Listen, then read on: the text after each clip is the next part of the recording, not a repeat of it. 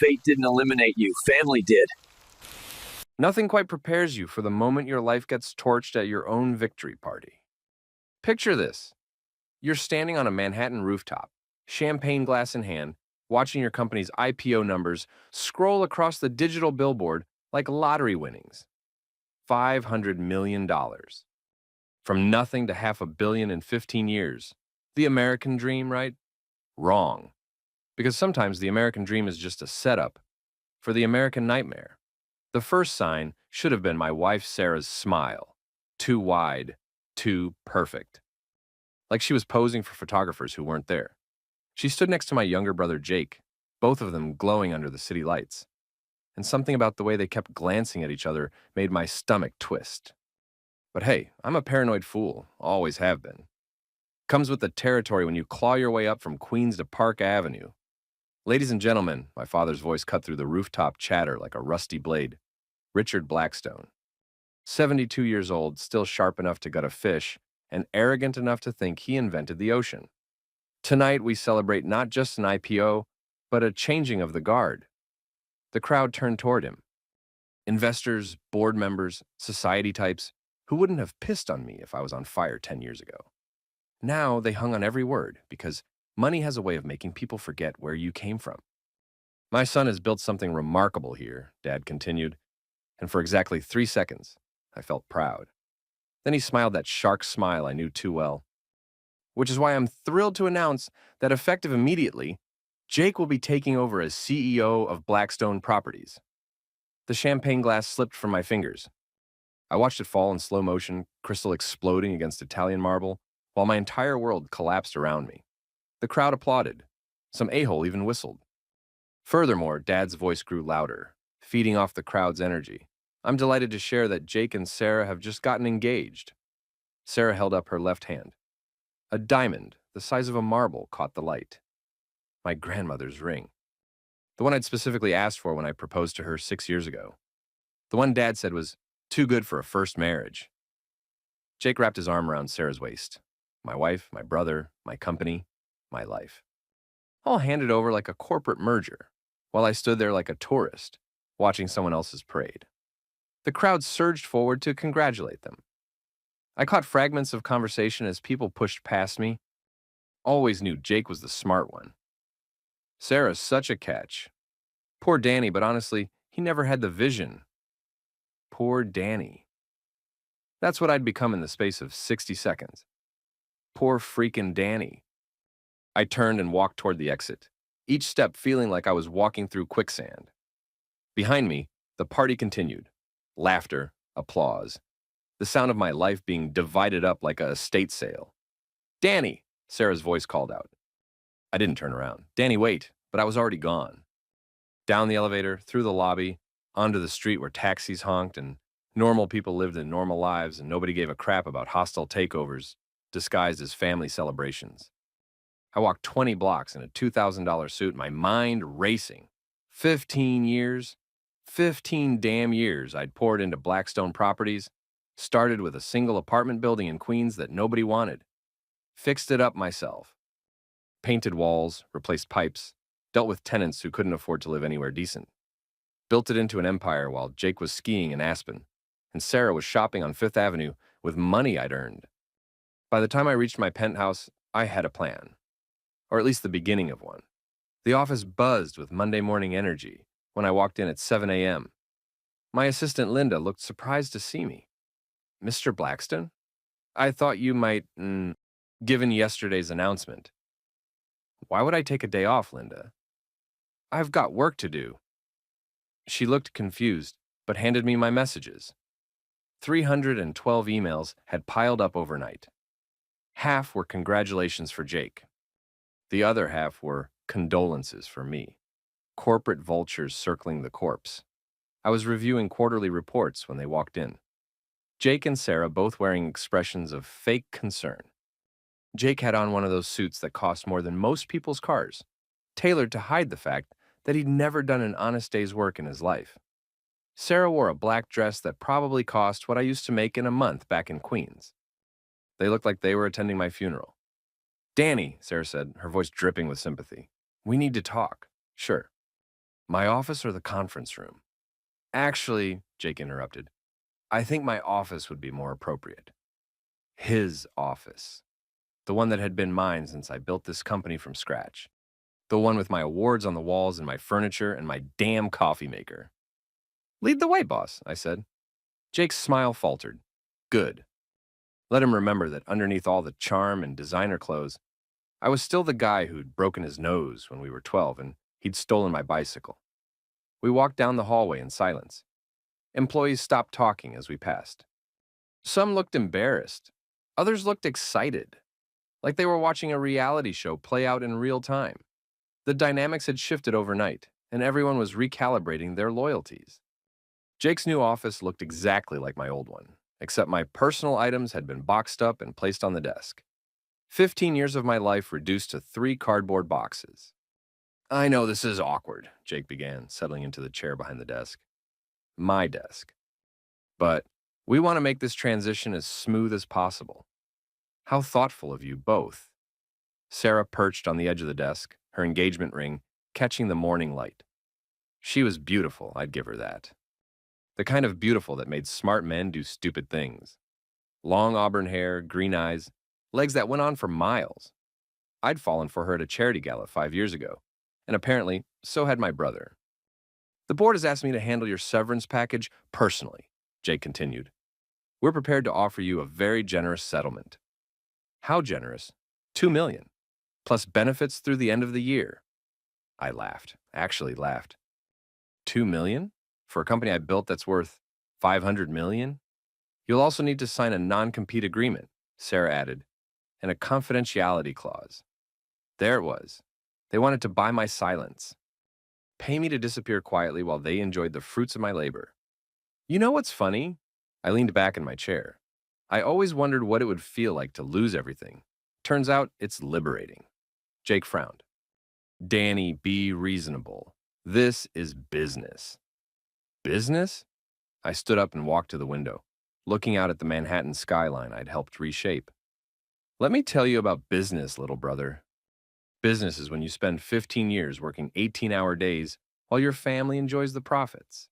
Business is when your wife screws your brother behind your back for 2 years while pretending to love you. Business is when your father hands over everything you built to his favorite son because he's embarrassed that the family success story came from the wrong kid. The room went dead silent. Sarah's face had gone pale. That's not, she started. 2 years, Sarah. I know about the hotel receipts, the credit card charges, the little weekend trips to the Hamptons while I was working. Did you think I was stupid? Jake stood up, his face flushed. You're out of line, Danny. Am I? Or am I finally in line, for the first time in my damn life? I walked over to the desk and picked up one of my boxes. You want to know what's really funny? I always thought family meant something. Loyalty, trust. But I've learned something valuable this week. When people show you who they really are, believe them. I headed for the door, then stopped. Oh, and Jake? You might want to check the company's liquidity position. I noticed some irregularities in the accounts over the weekend. Probably nothing, but you know how these things can snowball if you're not careful. His face went from flushed to white in about 3 seconds. And what are you talking about? I'm sure it's nothing. You're the CEO now. Figure it out. I walked out, carrying my boxes past the staring employees, into the elevator, and out of the building that had been my life for 15 years. In the cab, I pulled out my phone and opened the banking app for our emergency fund. The one Jake didn't know about. The one that contained $3 million in cash and another $10 million in bearer bonds. Sometimes it pays to be paranoid. My apartment felt different that night. Emptier. Like Sarah had taken more than just her clothes when she moved out. She'd taken the warmth, the sense of home, the illusion that I had a life beyond work. I poured myself 3 fingers of whiskey and sat in my leather chair, the same one I'd been sitting in 6 months ago when I'd decided to propose to Sarah. God, what a fool I'd been. 38 years old, successful beyond my wildest dreams, and desperate to prove I was worthy of love. The irony wasn't lost on me. I'd built an empire trying to win my father's approval, married a beautiful woman trying to prove I deserved her, and been loyal to a brother who'd been plotting against me for years. Classic Danny Blackstone, always fighting the last war. My phone buzzed. A text from Sarah. Danny, I know you're hurt, but we need to talk. There are things you don't understand. I stared at the message for a long time, then deleted it without responding. There would be time for talking later. Right now, I had work to do. I opened my laptop and logged into the company's financial systems. My access hadn't been revoked yet, probably an oversight on Jake's part. He'd always been sloppy with details, preferring to let other people handle the boring stuff while he played golf and networked at charity events. It took me about an hour to find what I was looking for. A pattern of unusual transactions over the past 6 months. Money moving from development accounts into a private investment fund. Nothing illegal technically, but definitely questionable. Especially when I traced the fund back to a shell company owned by Jake's college roommate. I downloaded the files and saved them to an encrypted drive. Then I started making phone calls. The first call was to Marcus Chen, a forensic accountant I'd used for due diligence on acquisitions. The second was to Jennifer Walsh, a private investigator who specialized in corporate fraud. The third was to Tommy Ricci, my oldest friend and the only person in the world I trusted completely. Tommy answered on the second ring. Danny, Jesus, I heard about the IPO party. You okay? Define okay. That bad? Worse. Can you meet me tomorrow morning? I need your help with something. Tommy had been my first employee when I started the company. Back then, he was doing construction work, and I was fixing up that apartment building in Queens. We'd worked side by side for months, learning the business together, dreaming about what we could build if we just worked hard enough. While I'd moved into the boardroom, Tommy had stayed in the field. He ran our construction operations now, managed crews, dealt with suppliers. He was the kind of guy who knew where all the bodies were buried because he'd helped dig the holes. Whatever you need, boss. You know that. I might not be the boss much longer. Nonsense. You built this company. Jake's just keeping the chair warm until you come back. I wished I shared his optimism. But Tommy had always been loyal to a fault. It was one of the things I valued most about him, and one of the things that made him terrible at office politics. Listen, Tommy. Things are about to get complicated. I need you to trust me, and I need you to be careful who you talk to. You're scaring me, Danny. Good. You should be scared. We all should be. The next morning, I met Tommy at a diner in Queens, not far from where we'd first started working together. He looked older than his 42 years, weathered by decades of construction work, but his eyes were still sharp. You look like hell, he said, sliding into the booth across from me. Thanks. You always know just what to say. The waitress brought us coffee without being asked. The kind of place where they remembered how you liked your eggs, even if you hadn't been there in years. So what's this about? Tommy asked. I slid a manila folder across the table. Take a look. He opened it and whistled low. Jesus, Danny. Where did you get this? Company records, all perfectly legal to access, at least until they revoke my passwords. The folder contained financial records showing Jake's creative accounting over the past 6 months. Not enough to land him in jail, but definitely enough to raise questions with the board and the SEC. What are you going to do with it? Nothing yet, but I want you to have a copy, just in case something happens to me. Tommy looked alarmed. What the heck does that mean? It means my brother and my wife just stole my life and they're not going to get away with it. I explained what I discovered, how the pieces fit together, how they'd been planning this for months while I'd been working to make the IPO successful. The more I talked, the angrier Tommy got.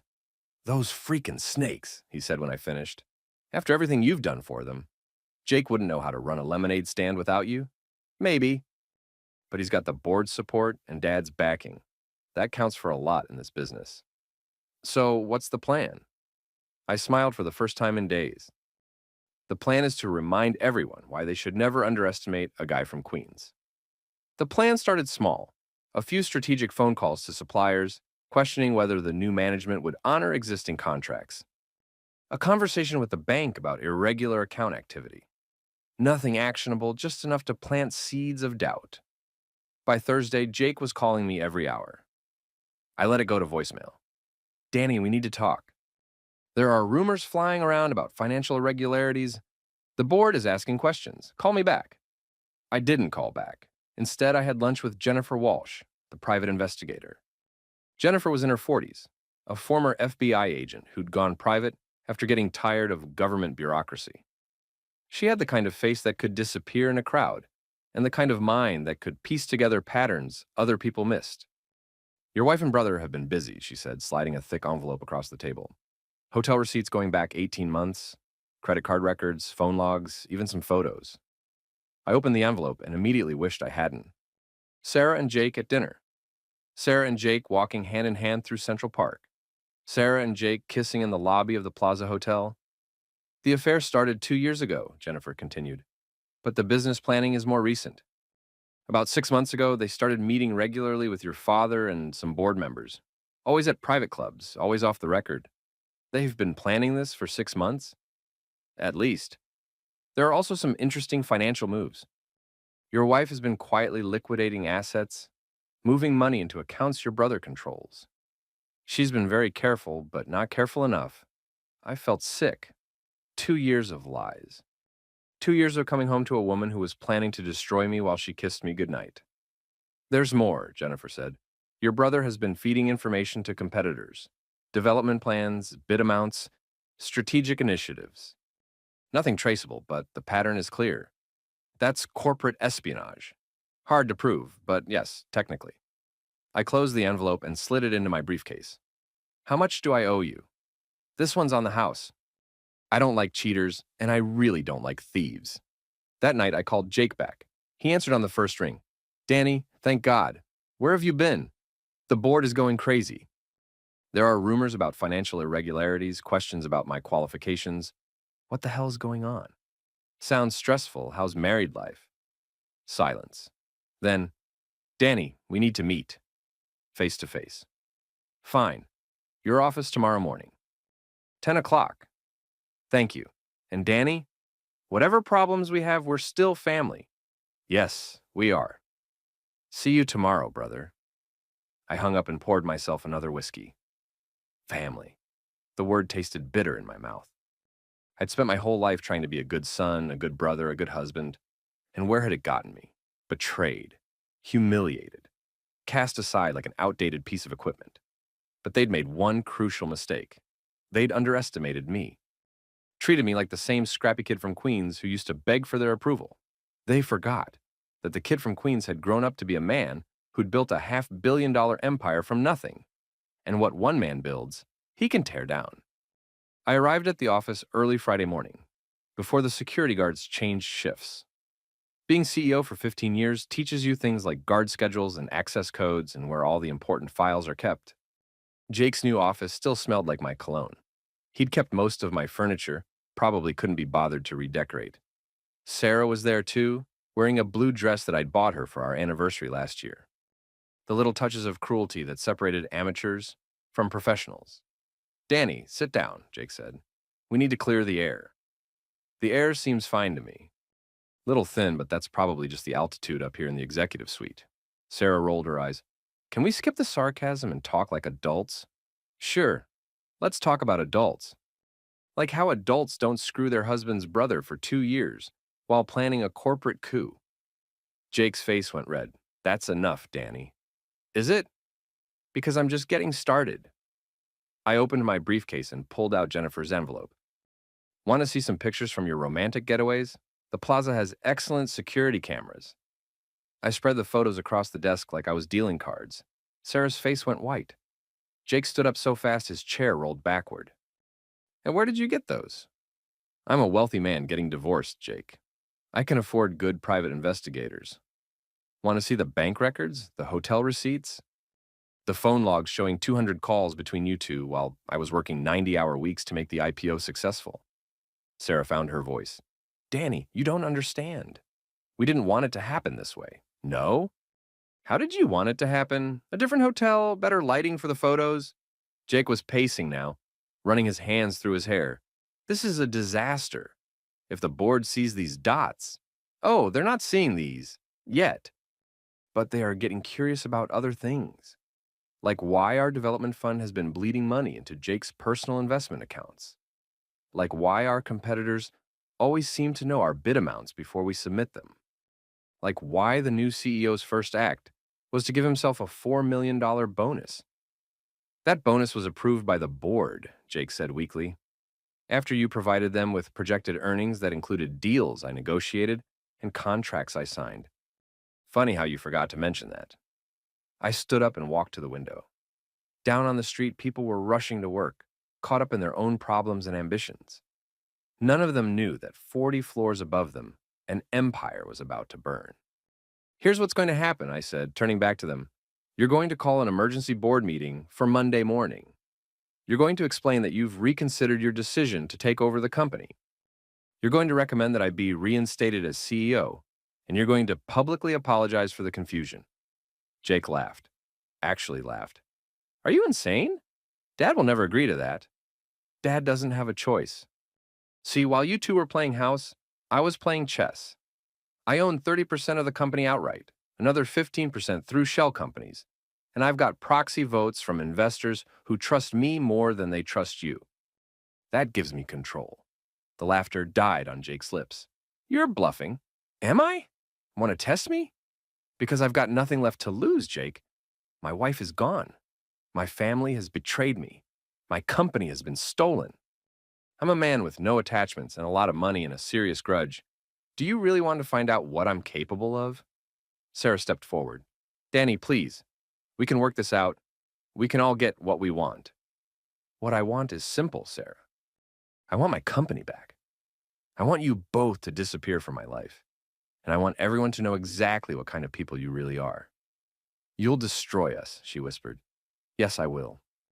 The only question is how much collateral damage there'll be. I packed up the photos and headed for the door. Board meeting Monday morning, 10 o'clock. Don't disappoint me. The weekend passed slowly. I spent Saturday in my apartment, going through old photos and memories, deciding what was worth keeping and what should be thrown away. Most of the pictures with Sarah went in the trash. The ones with Jake, too.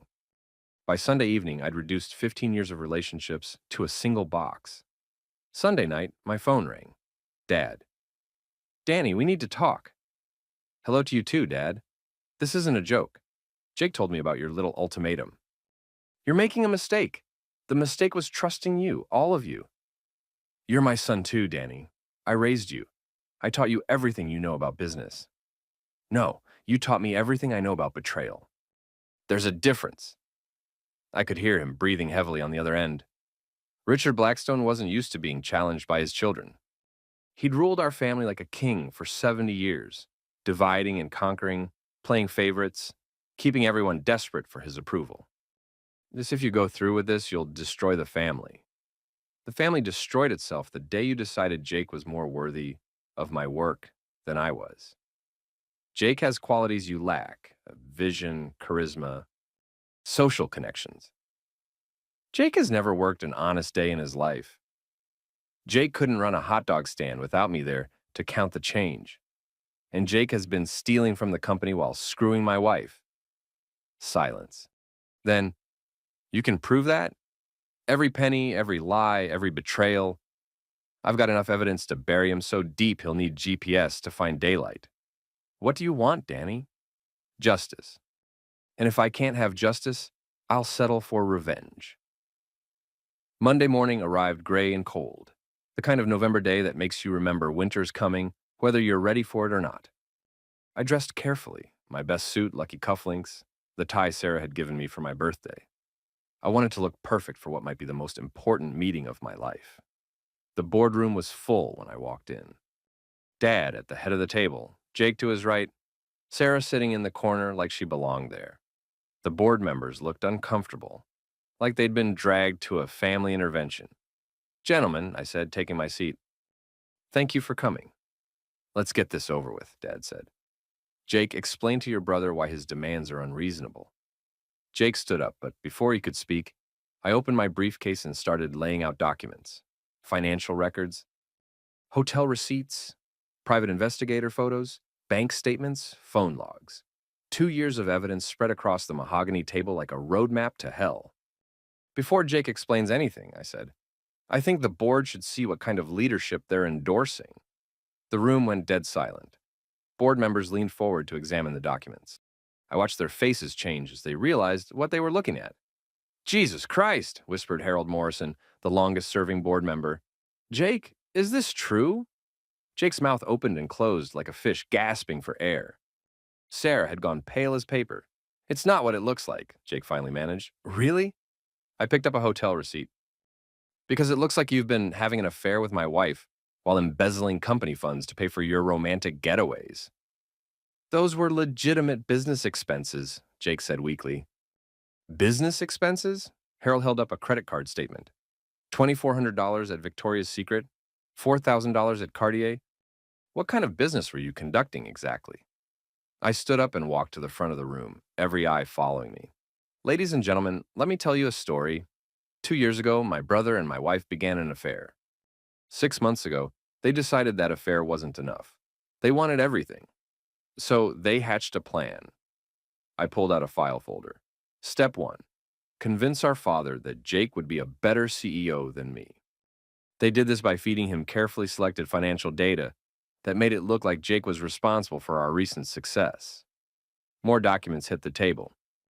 Like step 2, steal company funds to finance their affair and create a nest egg for their future together. They did this through a shell company that Jake controlled, moving money from development accounts that I didn't monitor closely. Step 3, sabotage my reputation by spreading rumors about my management style and my personal life. They did this through a coordinated campaign involving several board members who were promised significant positions in the new regime. I looked directly at Dad. Step 4, stage a public humiliation at the IPO party, announcing both the leadership change and their engagement simultaneously to maximize my embarrassment and minimize my ability to respond. The room was so quiet I could hear the air conditioning humming. It was a good plan, thorough, well executed. It would have worked if they hadn't made one crucial mistake. "What mistake?" Dad asked quietly.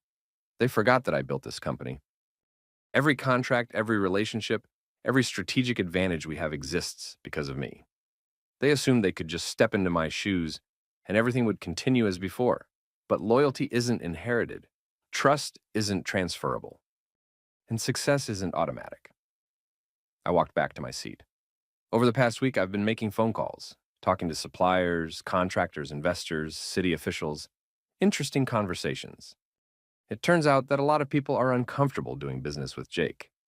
Something about his lack of experience and questionable judgment. Jake finally found his voice. "You've been sabotaging me. I've been exercising my right as a major shareholder to express concerns about company leadership. There's nothing illegal about that." "This is insane," Sarah said, speaking for the first time. "Danny, you're destroying everything we built together." "We?" I laughed. "What did you build, Sarah? What did you create? What did you contribute besides looking pretty at charity events and spending my money?" "I supported you. I was there for you. You were there, all right. Every night, lying next to me while you planned my destruction. Every morning, kissing me goodbye while you texted my brother. Every day, pretending to love me while you counted the days until you could get rid of me." I turned back to the board. "Gentlemen, you have a choice. You can continue to support leadership that has lied to you, stolen from you, and compromised the integrity of this company. Or you can vote to restore the management that built this empire in the first place." "And if we don't?" Harold asked. I smiled. "Then you'll find out what happens when someone with nothing left to lose decides to burn everything down." The vote was unanimous. Jake was out. I was back in.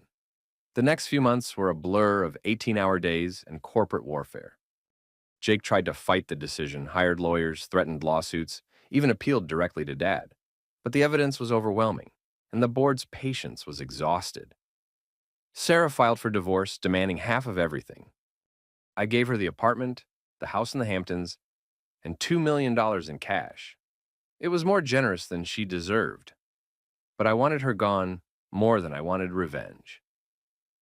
Jake moved to California, supposedly to start his own company. Last I heard, he was working for a mid-level development firm, making a fraction of what he'd been stealing from me. Dad and I barely spoke. He'd made his choice and I'd made mine. Some bridges once burned can't be rebuilt. Tommy stayed loyal throughout everything, even when other employees were choosing sides, and the office felt like a war zone. He deserved better than to be caught in the middle of family drama, but he never complained. Now, you did what you had to do, he told me one Friday evening as we shared a beer in my office. They had it coming. Did they? Sometimes I wonder if I went too far. Nonsense. They tried to destroy you and you survived. That's not revenge, Danny. That's justice. Maybe he was right. Maybe justice and revenge were just different words for the same thing. Either way, I'd won. I had my company back, my reputation restored, my life under my control again. But victory felt different than I'd expected. Emptier. Like winning a war in a country you no longer wanted to live in. 2 years later, Blackstone Properties was stronger than ever. We'd expanded into 3 new markets, increased our portfolio by 40%, and our stock price had doubled. I was 40 years old, worth more money than I could spend in a lifetime, and completely alone. The penthouse felt like a museum. Perfect furniture, expensive art, stunning views, and no one to share them with. I dated occasionally, but nothing serious. It's hard to trust people when you've learned how easily trust can be weaponized. I was working late one Thursday evening when Linda knocked on my office door. "Mr. Blackstone, there's someone here to see you." "I don't have any appointments scheduled." "She says she's your sister-in-law."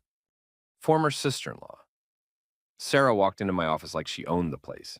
She looked older, thinner, less polished than I remembered. Designer clothes, but not quite as expensive as before. Still beautiful, but with an edge of desperation that hadn't been there 2 years ago. "Hello, Danny." "Sarah, what do you want?" "To apologize and to explain." I leaned back in my chair. "I'm listening." She sat down across from my desk in the same chair where she'd sat 2 years ago when she'd helped Jake steal my life. "I know you hate me. You have every right to. What we did was unforgivable." "Yes, it was. But I need you to understand that it wasn't about the money, not for me." "No, what was it about?" She looked out the window at the Manhattan skyline. "Do you remember when we first met? At the Childhood Cancer Foundation Gala?" I remembered. She'd been working as an event coordinator, trying to break into Manhattan society by managing charity events for rich people. I'd been impressed by her ambition, her intelligence, her determination to build something better for herself. "You were so confident," she continued, "so sure of yourself. You knew exactly what you wanted, and you went after it. I'd never met anyone like that." And now? Now I realized that confidence was also a kind of blindness. You were so focused on building your empire that you never saw what was happening in your own home. I felt anger rising in my chest. "Oh, you're blaming me for your affair?" "Number, I'm explaining it. You worked 18-hour days. You traveled constantly. When you were home, you were thinking about work. I felt like I was married to a ghost. So you decided to screw my brother." She flinched. "Jake paid attention to me. He listened to me. He made me feel like I mattered." "You mattered to me." "Did I? Or did I matter as an accessory? The beautiful wife who looked good at business dinners and charity galas? The trophy that proved you'd made it?" The words stung because they contained enough truth to hurt. I had been focused on work, on building the company, on proving myself worthy of my father's respect. But that didn't justify what she'd done. Even if that's true, it doesn't excuse the betrayal, the lies, the theft. You're right, it doesn't. But I need you to know that I loved you, Danny. Part of me still does. What happened with Jake? It started as attention and became affection and eventually became something I couldn't control. And the money? Jake's idea. He convinced me that you'd try to destroy us financially if you found out about the affair. He said we needed a nest egg to protect ourselves. I almost laughed. "So you stole from me to protect yourselves from me?" It sounds insane when you put it like that. It is insane, all of it. She was quiet for a long moment. "How do you do it, Danny? How do you live with what you've become?" "What have I become?" "Alone, angry, successful but empty." "Is this really what you wanted?" I looked around my office, awards on the walls, photos from groundbreaking ceremonies and ribbon cuttings. Evidence of success, but no evidence of life. I wanted to build something lasting, something that mattered. And you did. But what's the point of building an empire if you have no one to share it with? Better to be alone than surrounded by people who are planning to destroy you. She stood up to leave. "For what it's worth, I'm sorry. For all of it, you deserved better." "Yes, I did. She walked to the door, then turned back. Jake's getting married to some girl he met in California. I thought you should know. Congratulations to them both. Danny, be careful. Success without connection is just another kind of failure. After she left, I sat in my office for a long time, staring out at the city lights. Her words echoed in my head. Success without connection is just another kind of failure. Maybe she was right. Maybe I'd won the war, but lost something more important in the process. But then I remembered the feeling of standing on that rooftop 2 years ago, watching my life get stolen while everyone applauded. I remembered the photos of them together, the hotel receipts, the stolen money. I remembered the humiliation, the betrayal, the way they'd looked at me like I was an obstacle to be removed. Number, I'd made the right choice. Some people deserved to be alone if the alternative was being surrounded by snakes. 3 months later, I was in Chicago closing a deal when Tommy called with news that changed everything. Danny, you need to sit down. I'm in a meeting, Tommy. Make it quick. Jake's dead. The words hit me like a physical blow. I excused myself from the conference room and stepped into the hallway. What happened? Car accident. Head-on collision with a drunk driver. He died instantly. I felt nothing. No satisfaction, no grief, no sense of closure. Just emptiness. Yeah, when's the funeral? Saturday. Your dad wants to know if you're coming. I thought about it. Jake had been my brother for 38 years, and my enemy for 2. Did blood trump betrayal? Did end erase the damage he'd done? I'll be there. The funeral was held at St. Patrick's Cathedral, the same church where Jake and I had been altar boys as kids. Dad looked older, frailer, like Jake's passing had taken something essential out of him. Sarah was there too, sitting in the back, crying quietly. I stood at the graveside as they lowered my brother into the ground, listening to the priest talk about forgiveness and redemption and the mysteries of God's plan. Standard funeral nonsense, but it made me think about my own mortality, my own legacy. What would people say at my funeral? That I'd been successful? That I'd built an empire? That I'd gotten revenge on the people who'd wronged me? None of that seemed particularly meaningful when you were looking at it from the perspective of a grave. After the service, Dad approached me. He looked every one of his 74 years. Thank you for coming. He was my brother. He made mistakes, Danny. We all did, but he didn't deserve to die. No, he didn't. We stood there for a moment. 2 men who'd shared a name and a business, but never really understood each other. I have cancer, Dad said quietly. Pancreatic. 6 months, maybe less. The news should have shocked me, but somehow it didn't. Dad had always been larger than life, invincible, eternal. But everyone dies eventually, even kings. I'm sorry. I've been thinking about legacy lately, about what I'm leaving behind. The company will be yours when I'm gone, all of it. But I don't want you to make the same mistakes I did. What mistakes? Choosing success over family. Choosing pride over love. Choosing to be feared instead of respected. He turned to look at Jake's grave. I was wrong about him. Wrong about you. Jake had charm, but you had substance. Jake had connections, but you had vision. I let my own prejudices blind me to your worth. It's too late for apologies, Dad. I know, but it's not too late for you to choose a different path. Don't end up like me, Danny. Successful and alone and full of regrets. He walked away, leaning heavily on his cane, leaving me standing by my brother's grave with a choice to make. Dad died 4 months later, quietly in his sleep. I was with him at the end, holding his hand in the same hospital where I'd been born 40 years earlier. His last words were an apology for the rooftop, for choosing Jake over me, for not seeing what was right in front of him. I forgave him, not because he deserved it, but because carrying anger was exhausting, and I'd been tired for a very long time. The funeral was larger than Jake's. Dad had been a presence in the city for 50 years, and people came to pay their respects. Politicians, business leaders, society types who remembered him from better days. I stood at the podium and gave a eulogy that focused on his accomplishments rather than his failures. It seemed like the right thing to do. Afterward, at the reading of the will, I inherited everything. The remaining shares of Blackstone Properties, the house in the Hamptons, the apartment on Fifth Avenue, a stock portfolio worth $100 million. I was now the sole owner of an empire that employed 3,000 people and was worth close to $1 billion. I should have felt triumphant. Instead, I felt empty. The changes started small. I began leaving the office at 7 instead of 10. I started taking weekends off. I hired an assistant CEO to handle day-to-day operations while I focused on long-term strategy. Tommy noticed first. "You okay, boss? You seem different." "Different how?" "Less angry, more thoughtful. Like you're thinking about something besides the next deal." He was right. I was thinking about Sarah's words, Dad's deathbed advice, the gradual realization that I'd spent 20 years building a monument to my own ambition, and it had left me with everything I'd thought I wanted and nothing I actually needed. I started dating again. Not seriously, but consistently. I joined a gym, took up golf, bought a boat. I was trying to figure out how to live a life instead of just building a business.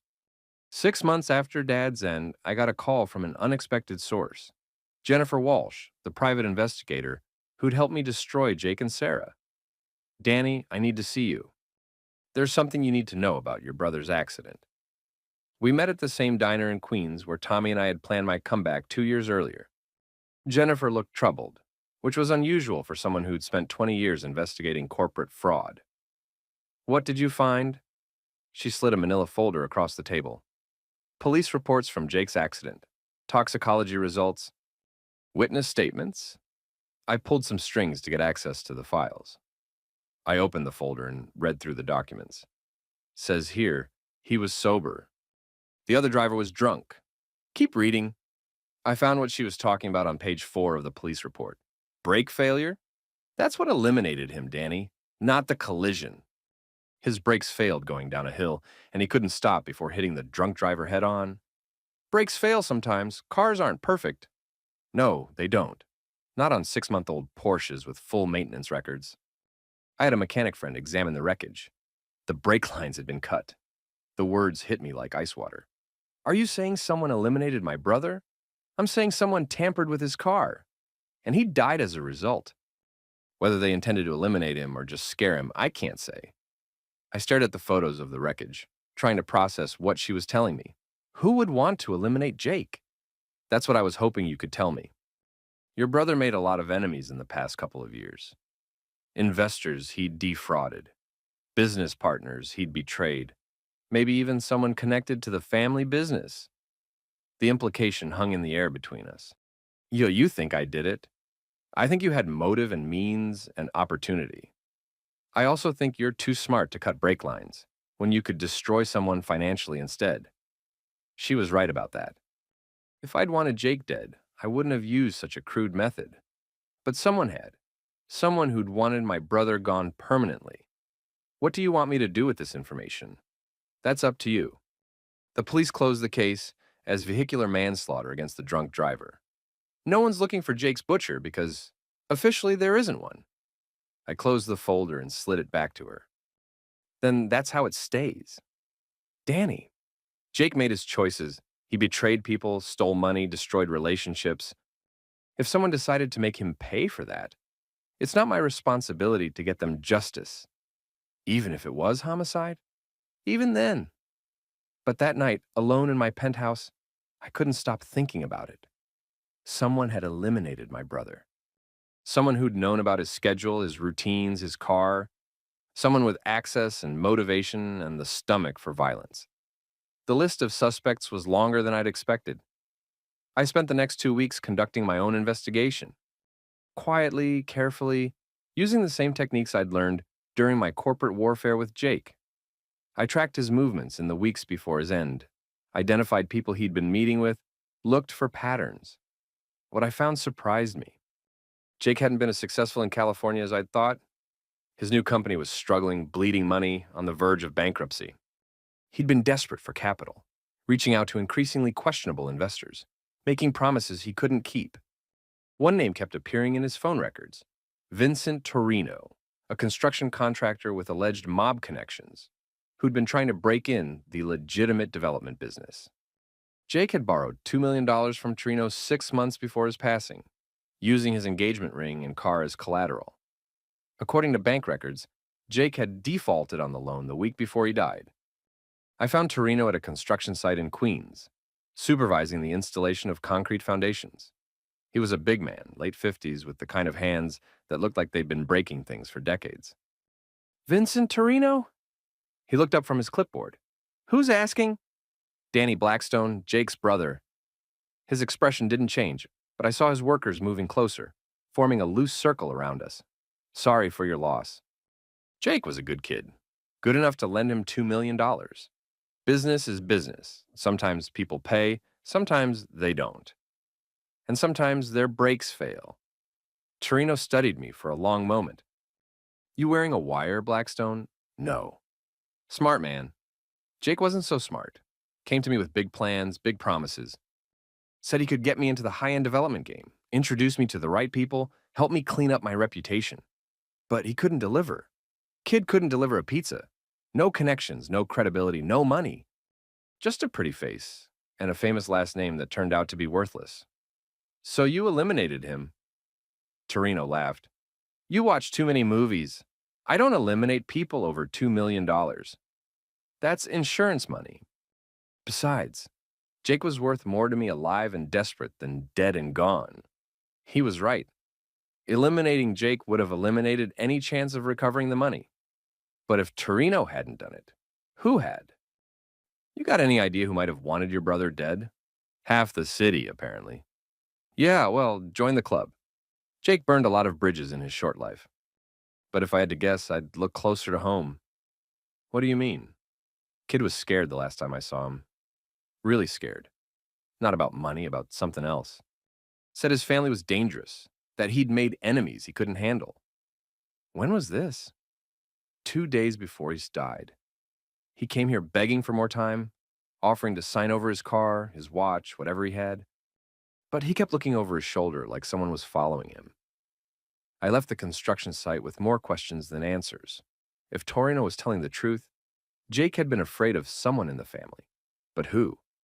Dad was dying. I was 3,000 miles away. Sarah had no access to cars or mechanics or the kind of connections needed for homicide, unless I flew back to New York that night and went straight to my office. If someone in the family had wanted Jake dead, there would be evidence. Financial records, phone calls, travel receipts, something that would point to a butcher. I spent the weekend going through every file, every document, every piece of communication related to Jake's passing. What I found changed everything. 3 days before Jake died, someone had wired $50,000 from a Blackstone Properties account to a garage in Los Angeles. The same garage where Jake had his Porsche serviced. The wire had been authorized by someone with executive access to company accounts. Someone who knew Jake's routines and had the technical knowledge to arrange an accident that would look like mechanical failure. The authorization code belonged to Tommy Ricci, my oldest friend, my most loyal employee, the one person I'd trusted completely throughout everything that had happened. Tommy had eliminated my brother. I sat in my office staring at the wire transfer receipt, trying to understand why. Tommy had never shown any particular animosity toward Jake. If anything, he'd seemed relieved when Jake was removed from power. Why would he commit homicide when the corporate solution had already worked? Unless it wasn't about the company. Unless it was personal. I pulled Tommy's file and went through it carefully. 15 years of employment records, performance reviews, personal information. He'd grown up in Queens, same as me.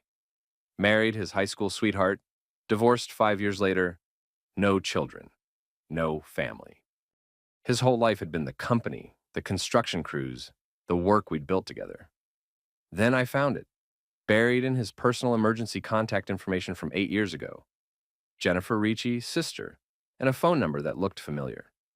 I cross-referenced the number with my private investigator files and felt my blood turn to ice. Jennifer Ricci was Jennifer Walsh, the private investigator who'd helped me destroy Jake. Tommy's sister. I'd been played. From the beginning, from the very first moment I'd hired Jennifer to investigate Jake's affair, I'd been manipulated by someone who'd had access to all my plans, all my strategies, all my secrets. But why? What did Tommy gain by destroying Jake? And why eliminate him when the corporate revenge had already succeeded? I called Jennifer's number. She answered on the second ring. Hello, Danny. I was wondering when you'd figure it out. Why? Because Jake hurt me in a way I'll never forget 12 years ago. Because he destroyed my marriage, my career, my life. Because he was a hunter who used his family name and his money to get away with things that would have landed anyone else in prison. The words hit me like physical blows. Jake hurt you? At a company Christmas party. I was 26, newly married, working as a photographer for corporate events. Jake cornered me in a supply closet, told me that if I didn't cooperate, he'd make sure I never worked in the city again. I felt sick. Like, why didn't you report it? I did. To HR, to the police, to anyone who would listen. But Jake had lawyers and connections and a family name that opened doors, while mine got them slammed shut. The case was dropped. I was blacklisted. My husband left me because he couldn't handle the publicity.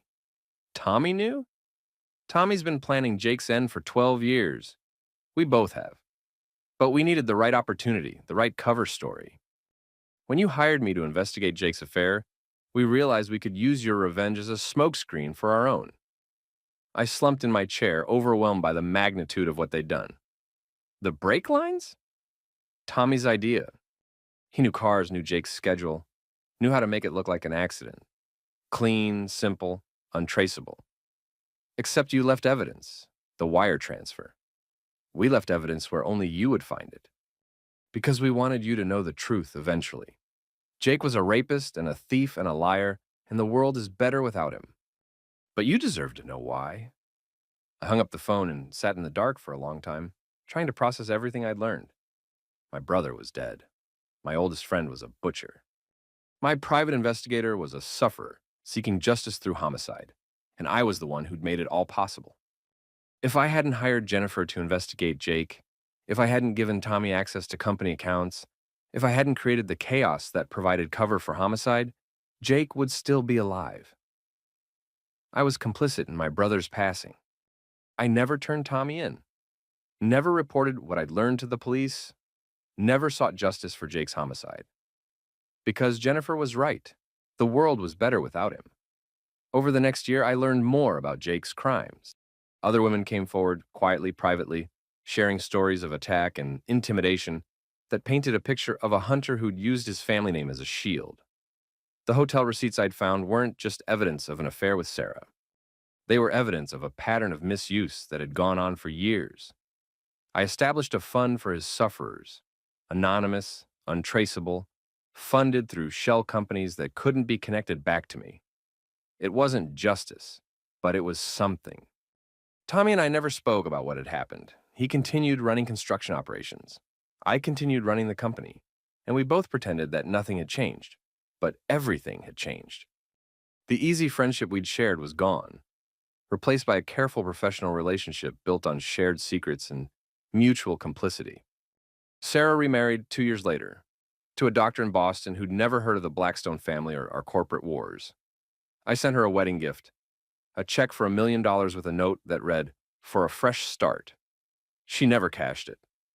I never married again, never had children, never built the kind of personal relationships that require trust and vulnerability and the willingness to be hurt. But I did learn to live with myself, to accept that justice and revenge and morality were more complicated than I'd ever imagined, to understand that sometimes the people we love are capable of terrible things, and sometimes the people we trust are capable of worse. 5 years after Jake's passing, Blackstone Properties was the largest development company on the East Coast. I was 45 years old, worth more than $1 billion, and finally at peace with the choices I'd made. I was in my office late one Friday evening when Linda knocked on my door. "Mr. Blackstone, there's someone here to see you. I don't have any appointments scheduled." She says it's personal. Says her name is Jennifer Walsh. Jennifer walked into my office looking older, but more settled than when I'd last seen her. She wore a simple black dress and no jewelry except a wedding ring. "Hello, Danny." Jennifer. Or should I say Jennifer Ricci? Walsh is my married name. My second marriage. To a good man who knows the truth about everything and loves me anyway. She sat down in the chair across from my desk. The same chair where Sarah had sat years earlier when she tried to explain her betrayal. Then I wanted to thank you for not turning us in. What would have been the point? Jake was gone. Justice was served. Justice? Is that what you call it? I considered the question. Justice, revenge, vigilante homicide. Call it whatever you want. Jake hurt people and got away with it for years. You and Tommy made sure he couldn't hurt anyone else. And you're okay with that? I'm okay with the fact that our rapist is dead and his sufferers can sleep at night. Everything else is complicated. She nodded. Tommy's retiring next month. He wanted you to know that he's grateful for everything you've done for him, but he thinks it's time to step away. Where will he go? Florida. He bought a boat. Plans to spend his retirement fishing and trying to forget the past 20 years? Tell him he'll always have a place here if he changes his mind. I will. And Danny? For what it's worth, I think you're a good man who got caught up in a bad situation. Don't let what happened with Jake define the rest of your life. After she left, I poured myself a whiskey and stood at the window, looking out at the Manhattan skyline. The city had changed dramatically in the 15 years since I'd started the company, but the view from my office remained spectacular. I thought about Jake, about Tommy, about the choices we'd all made and the prices we'd all paid. I thought about Sarah's warning that success without connection was just another kind of failure. Maybe she was right. Maybe I had built an empire at the cost of my humanity. But I'd also built something lasting, something that employed thousands of people and created homes for families and contributed to the economic life of the city. That had to count for something. 10 years later, I stood on another rooftop, this one overlooking Central Park, watching my company's latest development take shape against the skyline. Blackstone Properties had just completed its largest project ever, a mixed-use complex that included affordable housing, retail space, and a community center. It was the kind of project Jake would have mocked as bleeding heart nonsense, but it was also the kind of project that made me proud to put my name on a building. I was 55 years old, still wealthy beyond imagination, still successful beyond my wildest dreams. But I was no longer angry. The rage that had sustained me through the corporate wars and family betrayals had finally burned itself out, replaced by something more sustainable: purpose. The company would survive me. The buildings would outlast me. The communities we'd helped create would continue long after my name was forgotten. That was legacy enough. I finished my whiskey and headed home to the penthouse that no longer felt like a museum. I'd filled it with books and art and comfortable furniture. I'd hired a housekeeper who cooked dinner and asked about my day. I'd learned to live alone without being lonely. It wasn't the life I'd planned when I was a young man, desperate to prove myself worthy of love and respect. But it was a good life, an honest life, a life I could be proud of when my time came to join Dad and Jake in whatever came after. The elevator opened on the ground floor and I walked out into the Manhattan night, another businessman heading home after another long day. No one recognized me. No one cared who I was or what I'd built or what I'd lost along the way. I was just another guy in an expensive suit, carrying the weight of his choices and the knowledge that sometimes the price of winning is everything you thought you were fighting for. But that's the thing about empire building. You don't do it for the empire, you do it to prove you can. And once you've proven it, you get to decide what to do with what you've built. I decided to build something worth leaving behind.